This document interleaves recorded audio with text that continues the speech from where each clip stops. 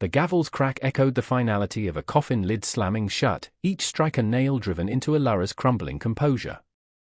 Dust, thick as midsummer locusts, clung to the sweat on Rhett's neck, a gritty shroud for the town of Redemption, a name that felt like a cruel jest spat from the auctioneer's pursed lips.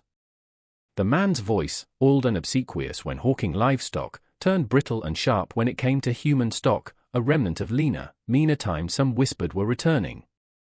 Ilara stood on the crude wooden platform, a ramshackle throne of despair, her 5 sons clustered around her like frightened quail. The eldest, Elias, a boy barely tall enough to see over the heads of the leering crowd, met Rhett's gaze with a man's fury simmering in his young eyes. Rhett's own gaze, usually fixed on the distant, unforgiving tree line of his mountain claim, was drawn, against his will, to the tableau of broken pride. He was a man of timber and silence, his words felled years ago along with the ancient pines that had once stood sentinel over a life now buried under seasons of regret. His cabin was too quiet, the nights too long, the echo of his own solitude a deafening roar in the hollows of his heart.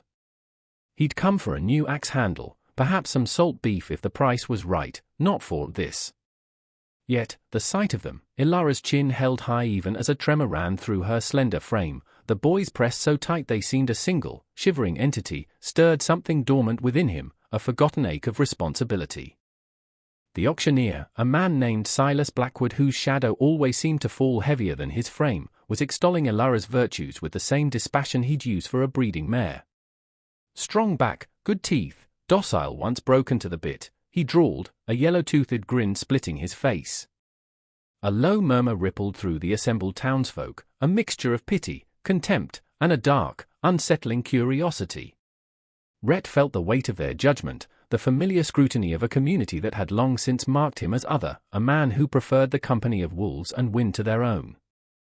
His land was failing, the rains hadn't come, and the logging company he'd once run with his own 2 hands, the legacy of his father, had dwindled to a few stubborn acres of second-growth timber that barely kept the wolf from his door, a door that opened onto emptiness. He needed hands, yes, strong backs to help him wrestle a living from the unforgiving slopes. But this was not hiring hands. This was a transaction of souls, a desperate bargain struck at the devil's crossroads. Ilara's eyes, the color of storm clouds, found his again. There was no plea in them, only a stark, unwavering defiance that resonated with the granite core of his own being. He saw not a victim, but a survivor carved from the same harsh stone as the mountains themselves. The bidding was sluggish, hesitant. Decent folk averted their eyes, their discomfort a palpable thing in the oppressive heat. Others, less decent, made lewd jests under their breath. Rhett's hand, calloused and scarred from years of swinging an axe, tightened into a fist at his side. He thought of the empty chairs at his table, the silence that greeted him each dawn. He thought of the future, a barren stretch of lonely years. Any takers for the widow and her brood? Blackwood's voice was laced with impatience. Going once, Rhett saw Finn, the smallest, no bigger than a sack of winter potatoes, peek out from behind Ilara's skirt, his thumb in his mouth, his eyes wide and uncomprehending. A pang, sharp and unexpected, pierced through Rhett's carefully constructed armor. It was the ghost of a different child's gaze, a memory he fought daily to suppress. $50, Rhett's voice, raspy from disuse, cut through the silence. It sounded foreign even to his own ears, like stones tumbling down a mountainside. A collective gasp went up from the crowd. Head swiveled. Blackwood's grin widened, predatory now. $50 from the hermit of Whisper Ridge. Do I hear 60? Silence. Only the buzzing of flies and the ragged breath of the boy, Elias, whose glare intensified, a silent promise of retribution. Rhett stood taller, his weariness momentarily forgotten, replaced by a grim resolve. He would not be outbid. He would not let them be scattered to the 4 winds, to fates worse than this degradation. He met Blackwood's gaze, unwavering. The hammer hovered. The world seemed to hold its breath. The wagon creaked a mournful song as it clawed its way up the winding track, each lurch and shudder a punctuation mark in the suffocating silence that had settled between Rhett and his newly acquired family. Ilara sat ramrod straight on the rough plank seat beside him, her face a mask of stoic endurance, her hands clasped tightly in her lap, the knuckles white. Behind them, in the wagon bed, the 5 boys were a huddled knot of misery and fear, their small faces smudged with dust and tears, their eyes wide and watchful, darting like trapped animals. The sun, a merciless eye in the vast, indifferent sky, beat down upon them, baking the already parched earth and leaching the color from the sparse, drought-stricken landscape. The mountains loomed ahead, jagged teeth against the bruised purple of the horizon, Rhett's domain, a wilderness that tolerated few and forgave fewer still. He could feel Ilara's unspoken questions, her distrust, her fear.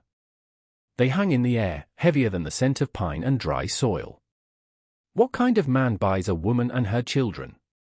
What life awaited them in the isolated cabin he called home? He offered no answers, his own thoughts a tangled thicket of doubt and a strange, unwelcome flicker of something akin to hope. Or perhaps it was just the desperate gamble of a drowning man clutching at straws. He glanced sideways at Ilara. Her profile was stark, her jaw set, her gaze fixed on the unforgiving path ahead. There was a resilience there, a tensile strength that reminded him of the young saplings that somehow clung to life on the most barren rock faces. He'd seen that look before, in the eyes of a wolf cornered, a hawk with a broken wing, the refusal to yield, to be broken. The youngest, Finn, had finally succumbed to exhaustion, his small head lolling against his brother Samuel's shoulder, a worn wooden bird clutched in his grubby fist. Rhett's gaze lingered on the toy, a crudely carved but clearly loved object. Had their father made it? The thought was an unwelcome intrusion, a reminder of the life, the love, that had been shattered, leaving these fragments for him to, what? Piece back together? He was no carpenter of broken lives. He could barely manage his own. The trail grew steeper, the air thinner, cooler. The scent of the deep woods, damp earth and decaying leaves, began to permeate the oppressive heat of the lowlands. It was a scent that usually brought Rhett a measure of peace, but today it felt like a harbinger, the breath of a wild, untamed place that might either shelter them or consume them whole. He pulled the horses to a halt by a narrow, fast-flowing creek, its water clear and cold over moss-covered stones. Water, he grunted, his voice still rough. He climbed down, his joints stiff, and unhooked the bucket from the side of the wagon. He didn't look at Ilara, didn't offer her a hand, but he was acutely aware of her every movement as she carefully climbed down, her limbs stiff but her movements economical, graceful despite the circumstances. She gathered her sons, her voice a low murmur, calming their fears, organizing them with a quiet authority that Rhett found himself grudgingly admiring. He watched as she knelt by the creek, cupping water in her hands for Finn, then for the others, her touch gentle, her presence a shield against the harshness of their new reality. He saw Elias, the eldest, stand a little apart, his arms crossed, his eyes still fixed on Rhett with a mixture of suspicion and resentment. The boy was a tinderbox, ready to ignite at the slightest provocation. Rhett understood. He'd been that boy once, a lifetime ago, before the mountains had claimed everything he held dear. He drank from the bucket himself, the cold water a small shock against his parched throat, then led the horses to drink. The silence stretched again, broken only by the gurgle of the stream and the rustle of leaves in the rising wind. A storm was brewing in the west, the clouds gathering like a dark bruise on the horizon. Symbolic, he thought, with a grim twist of his lips. Appropriate. As they prepared to move on, Ilara spoke, her voice low but clear, devoid of inflection. How much farther? He gestured with his chin towards the towering peaks. Through the pass. Another hour, maybe 2. Her gaze followed his, taking in the formidable landscape, the dense forest that climbed the slopes like a dark tide. He saw no fear in her eyes, only a weary acceptance. There is shelter, she asked, the hesitation telling. A cabin, he replied. It's rough. But it stood against the winters. He didn't add that it was also filled with ghosts, with the silence of a life unlived.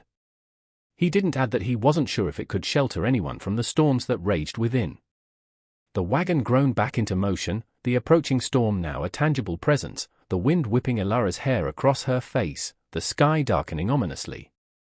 Finn began to whimper, and Elara pulled him closer, her armor-protective band around his small shoulders, her eyes on the darkening trail, a silent question mark against the encroaching night. The shadows of the pines stretched long and skeletal across their path as dusk began to bleed into the forest, the air growing cold with the promise of both rain and the high country's perpetual chill. Rhett urged the tired horses onward, the cabin now a desperate necessity rather than a mere destination. Each creak of the wagon wheels seemed to mock his decision, each gust of wind seemed to whisper of the hardships ahead. He could feel the boy's fear radiating from the back of the wagon, a palpable wave of anxiety.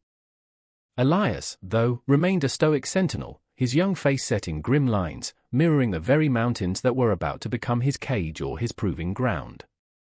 Rhett wondered what the boy was thinking, if he was plotting escape, or perhaps, something darker. The weight of responsibility, heavier than any felled tree, settled deeper onto Rhett's shoulders.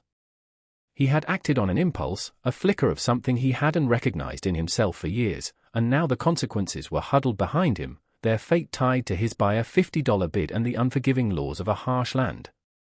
The cabin, when they finally reached it, was less a shelter and more a scar upon the mountainside, a testament to human tenacity against the overwhelming power of the wilderness. Hewn from rough-hewn logs, chinked with mud and moss, it huddled beneath the brooding ramparts of Whisper Ridge, smoke a pale, hesitant question mark from its stone chimney.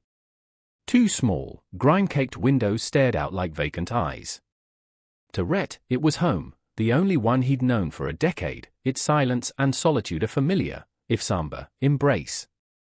To Elara and her sons, he knew, it must have looked like the end of the world.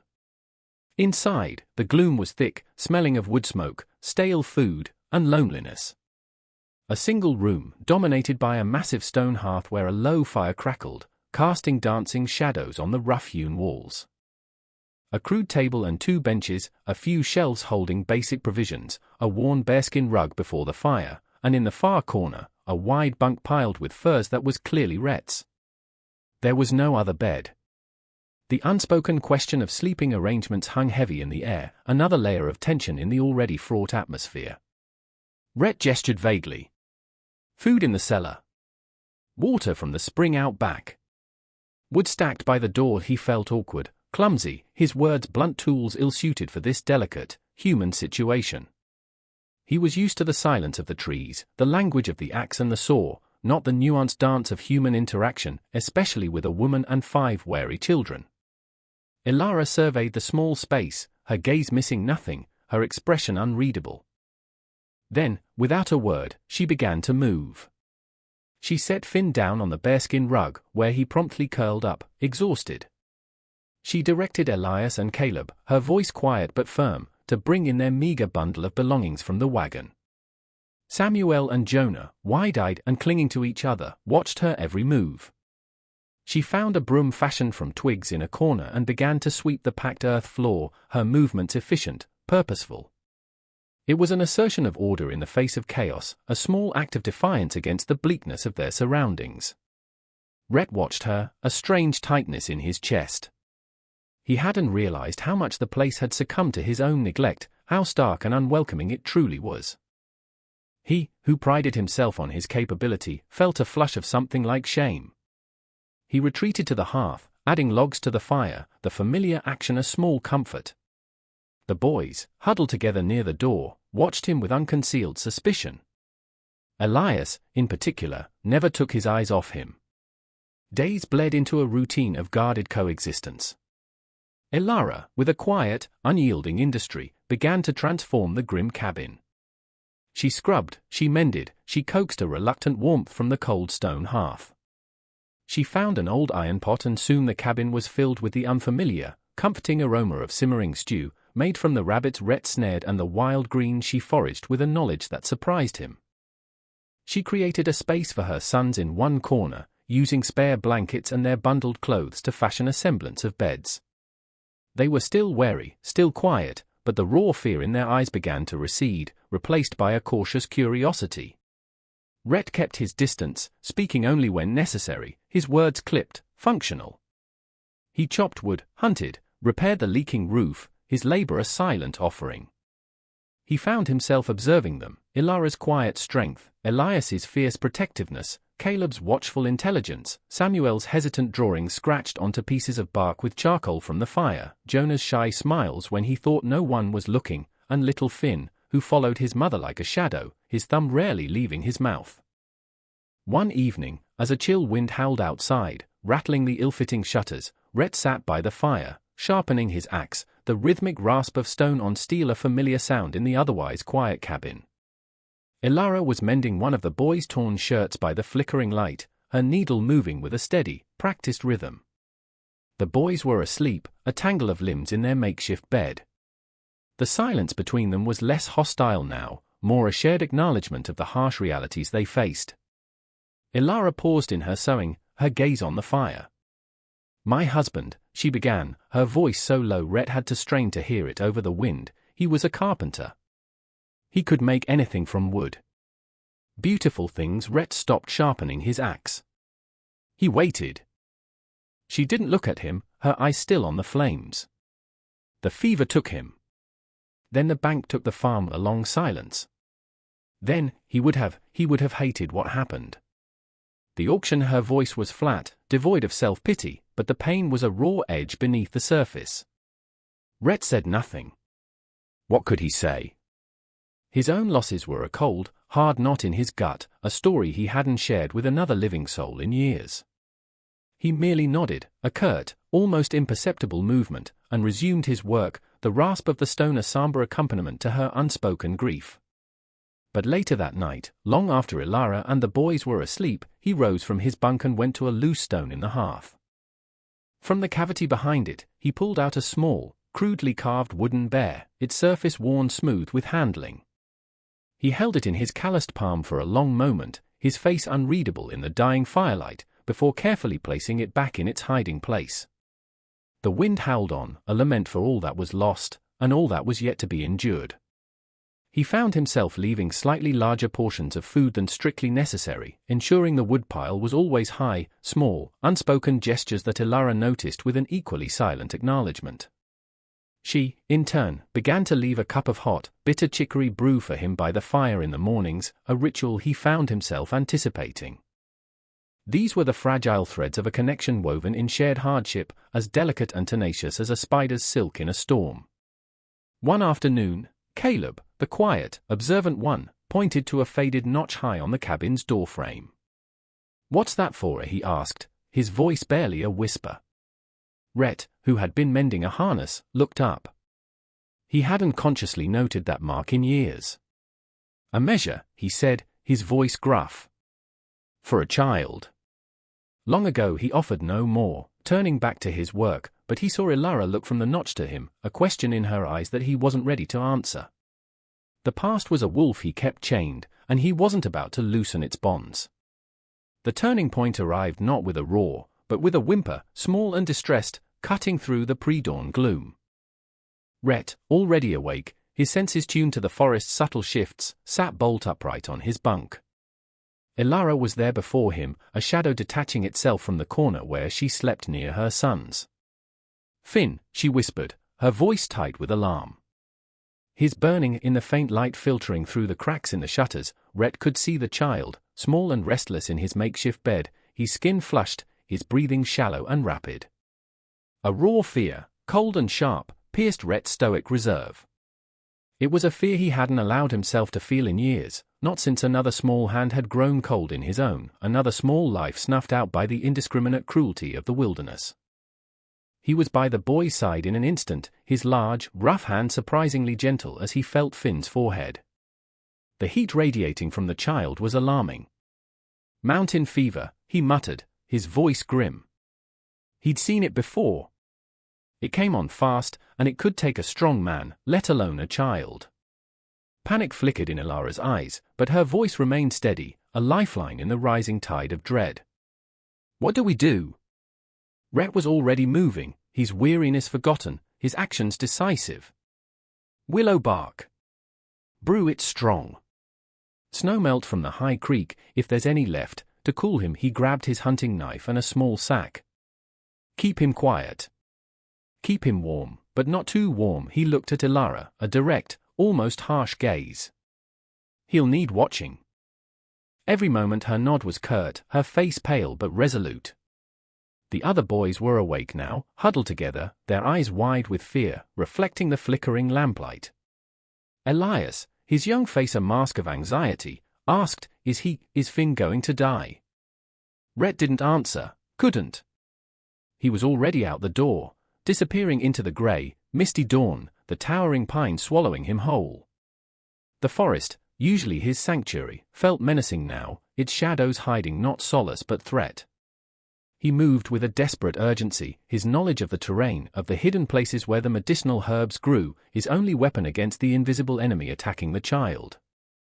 He found the willow by the icy stream, its branches weeping towards the water, and stripped the bark with practiced hands. He scrambled higher, towards the lingering patches of snow, his lungs burning, his mind a relentless cycle of fear and grim determination. Back in the cabin, Ilara fought her own battle. She bathed Finn's feverish body with cool water, coaxed sips of the bitter willow bark tea between his parched lips, murmured soothing words, her voice a low, constant hum against the child's whimpers. The hours crawled by, each one an eternity. Rhett returned, gaunt and exhausted, his sack filled. He worked alongside Ilara, their earlier awkwardness forgotten, united by a singular, desperate purpose. He showed her how to prepare a poultice of other herbs he'd gathered, his touch surprisingly deft as he applied it to Finn's small chest. He sat with the boy, his large presence a silent vigil, while Ilara snatched moments of restless sleep, her head pillowed on her arms at the table. He saw the fear in her eyes when Finn's breathing grew ragged, the way her hand trembled as she reached for her son. He saw her fierce, unwavering love, a shield against the encroaching darkness. And in those shared, terrifying hours, something shifted between them. The walls of suspicion and distrust, eroded by shared hardship, began to crumble. They were no longer just a man who had bought a woman and her children, they were two souls fighting for a small, precious life. On the third day, the fever broke. Finn woke, his eyes clear, though weak and shadowed. He looked at Ilara, a faint smile touching his lips. Then his gaze shifted, moving past his mother to where Rhett sat, slumped wearily against the wall, his eyes closed. The boy watched him for a long moment, his expression thoughtful. Rhett, sensing the gaze, opened his eyes. Finn's small voice, weak but clear, filled the sudden silence of the cabin. "Pa!" Rhett froze. The word, so simple, so unexpected, struck him with the force of a physical blow. His heart seemed to stop, then stumble back into a ragged rhythm. He stared at the child, speechless, his mind reeling. He saw Ilara's sharp intake of breath, the sudden stillness of the other boys. The silence stretched, taut and heavy. Finn, untroubled by the monumental weight of the word he had just uttered, simply smiled again, a trusting, innocent smile, and snuggled deeper into his blankets, his gaze still on Rhett. Rhett felt a crack appear in the icy armor around his heart, a fissure through which a strange, painful warmth began to seep. He didn't speak, couldn't. He just looked at the boy, this small, resilient child who had faced death and returned, and who now, with a single word, had irrevocably altered the landscape of Rhett's desolate world. The silence that followed was thick enough to choke on, broken only by the crackle of the fire and Finn's soft, even breathing as sleep reclaimed him. Ilara's hand went to her mouth, her eyes wide, fixed on Rhett. He could read the storm of emotions there, a shock, confusion, and something else, something he couldn't name, perhaps a flicker of fear at what this innocent word might unleash. The other boys were statues, their young faces etched with a similar bewilderment. Rhett felt a desperate urge to flee, to run back into the woods where the only judgments came from the wind and the wolves. But he was rooted to the spot, held captive by the echo of that single syllable. The single word, "Pa," hung in the air of the small cabin, reverberating in the silence long after Finn, exhausted but on the mend, had drifted back to sleep. Rhett felt as though the ground had shifted beneath him, the familiar, hard-packed earth of his solitude suddenly unstable, treacherous. He looked at Ilara, expecting, what? Reproach? Confusion? Her expression was a complex tapestry of emotions he couldn't quite decipher, surprise, certainly, a flicker of something that might have been apprehension, but also a dawning, hesitant softness around her eyes. She said nothing, merely smoothed Finn's hair back from his still damp forehead, a touch infinitely tender. The other boys, too, were silent, their gazes shifting between Finn and Rhett, a new awareness in their young eyes. Elias, his usual defensiveness momentarily breached, looked almost curious. The tension in the cabin had transformed, the earlier fear for Finn replaced by a different kind of unease, a palpable uncertainty about what this new development signified. Rhett rose, his movements stiff, feeling exposed, vulnerable in a way he hadn't in years. He needed air, needed the familiar bite of the mountain wind to clear his head. He muttered something about checking the snares and slipped out of the cabin, the unspoken weight of Finn's word pressing down on him like the immense, brooding sky. Outside, the world seemed sharper, the colors more vivid, the sounds of the forest, the chatter of a squirrel, the distant call of a hawk, imbued with a new, unsettling significance. Pa. The word echoed in his mind, a ghost from a buried past, a possibility for a future he hadn't dared to imagine. His own father, a stern, hard-working man, had been the Pa he himself had once been, no. He pushed the memory away, a familiar reflex, but this time it resisted, clawing its way back with an unexpected tenacity, fueled by the innocent utterance of a small boy. He walked for a long time, his stride restless, his thoughts a maelstrom. He had bought them. A transaction. He had provided shelter, food, protection. That was the bargain. But a child's heart didn't understand bargains. A child's heart responded to kindness, to a steady presence in a storm, to a hand that, however rough, had helped draw him back from the brink. When he returned to the cabin hours later, the sun was beginning to dip below the jagged peaks, painting the sky in hues of bruised orange and violet. The scent of wood smoke and something savory, Ilara's rabbit stew, greeted him, a small, domestic comfort in the vast wilderness. Inside, a fragile peace seemed to have settled. Ilara was ladling stew into bowls. The boys were gathered around the table, their earlier solemnity replaced by a subdued anticipation. Finn, propped up with blankets, was awake, his eyes following Rhett's movements. No one mentioned the word. It was an unspoken current beneath the surface of their evening routine. But something had irrevocably changed. The invisible lines that had separated them, man from purchased family, protector from protected, had blurred. Over the following days, a new rhythm began to establish itself, quieter, more tentative, yet imbued with a nascent sense of belonging. Rhett found himself speaking more, not much, but more than grunts and single-word pronouncements. He showed Elias how to set a snare properly, his hands guiding the boys, a silent acknowledgement of his growing maturity. He mended the broken handle of Samuel's whittling knife, and was rewarded with a shy, grateful smile. He even, one evening, found himself absently whittling a small, clumsy-looking bird from a piece of scrapwood, acutely aware of Finn's fascinated gaze. He left it on the hearth, and later saw Finn clutching it, a companion to his older, more worn wooden toy. Ilara, too, seemed to soften. The guardedness in her eyes didn't disappear entirely, but it was tempered with a cautious trust.